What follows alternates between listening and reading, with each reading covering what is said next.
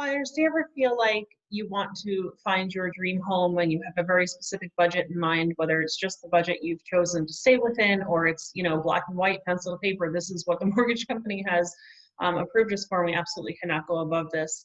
And you start looking at homes with agents, and all of a sudden they're showing you homes that are $20,000 out of your price range and trying to convince you of ways you might be able to obtain that home if you get gifts from parents or in-laws or some other creative type of financing, and you just get really frustrated because you've worked extremely hard for what you can afford, and you don't want to be disrespected and made to feel as if you can't get what you want in your price range.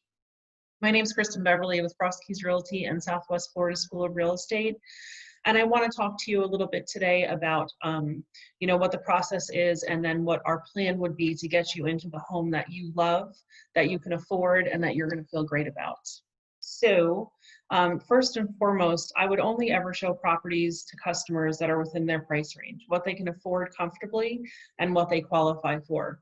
And I think sometimes buyers feel like, oh, your commission is directly tied to how much a house I buy, which is true, right? I mean, we're paid on a percentage, so the more expensive the house is, the more money that I earn.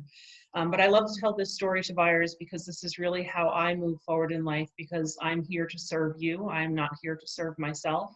I'm not desperate for a commission. Fortunately, I've done well in my business, and so I always put my customer first. So one of the very first homes that I ever sold, I'll just say Scott and Lynn, but I won't use their last name, but they were wonderful customers, and they came to me and they said, this is where we want to live, this is what we want, and we're looking between the $300,000 to $350,000 is where we'd like to stay. And I said, okay. I said, that's great. Like, let me show you a couple of places. Let me do a little bit of homework and let's get together tomorrow.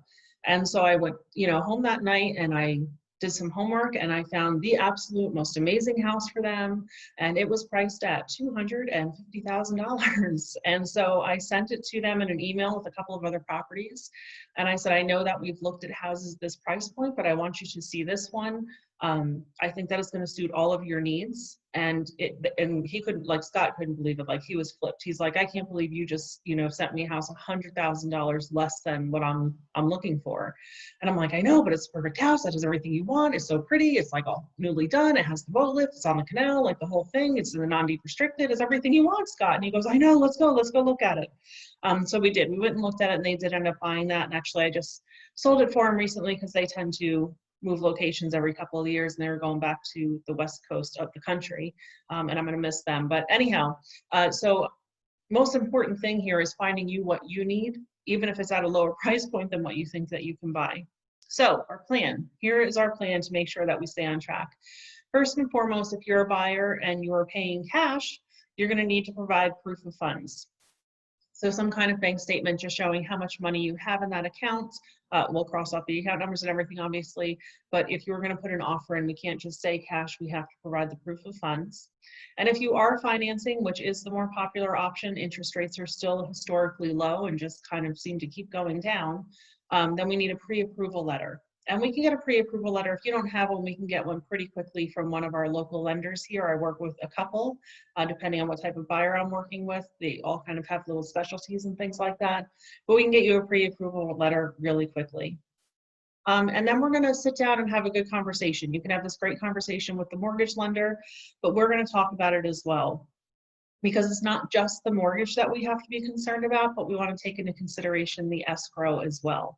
So you're going to have your mortgage, which is your principal and the interest on the mortgage, and you're likely going to have your escrow expenses, which are your property taxes and your homeowner's insurance. And depending on where you buy in Florida, you may also have to purchase flood insurance. And that looks very differently, homeowner's insurance, depending on where you are in the country. So in some parts of the country, it may seem lower than here. In some parts of the country, this may seem high. It just depends on where you're coming from. But we want to take a look at likely what the homeowner's insurance is going to be, if flood insurance is involved, and then absolutely know that when you purchase whatever home you're going to purchase, those taxes are going to be reassessed. And they're going to be reassessed basically because we have the homestead exemption here. And if somebody has been living in a home for the past 20 years, because of that homestead exemption, say a house is valued at $100,000, $50,000 is going to be taken off the value, and they're only going to be paying taxes on those 50, and then they have the tax cap of 3% per year. So when you go to buy that house, the taxes are going to be reassessed for what the value of the home is today. And know that if you are homesteading, and of course you'll get that 50,000 knocked off the price, you'll get that cap. But if it's not going to be your homesteaded property, if it's going to be an income property or just a second home property, that you're going to be paying taxes on the full assessed value. And the tax cap is 10% per year. And I'm not saying it's going to go up 10% per year, but it can. So we want to make sure that you have a real clear expectation of what those escrowed expenses are. And then there could be HOA fees, depending if you're in a deed restricted area or if you're purchasing a townhouse or a condo.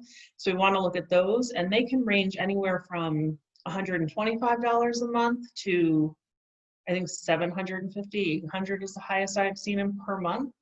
So we want to make sure that you have a clearer idea of what that looks like also. And then, of course, any other bills that might fall into place. So we have a really good expectation of, this is how much I'm approved for, this is what my monthly bills are going to look like, does that really align for me? And then we're going to look at homes in your budget. So a lot more goes into it than just by saying, I think that I'm comfortable paying $1,200 a month, and this is the kind of house that I want, and this is the price point I think that I'm good in.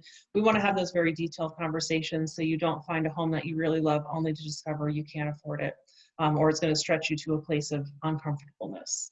So if you're wondering what you can afford, please feel free to give us a call. We can put you in touch with one of our local mortgage brokers or lenders or local banks, so they can have that conversation with you. And then depending on what type of home you like and where you think you want to live, we can give you all of the information as far as HOA fees and the number for the county tax appraiser, and put you in contact with great insurance agents, so you'll have a very clear picture of what you're looking at. I hope you have a wonderful day.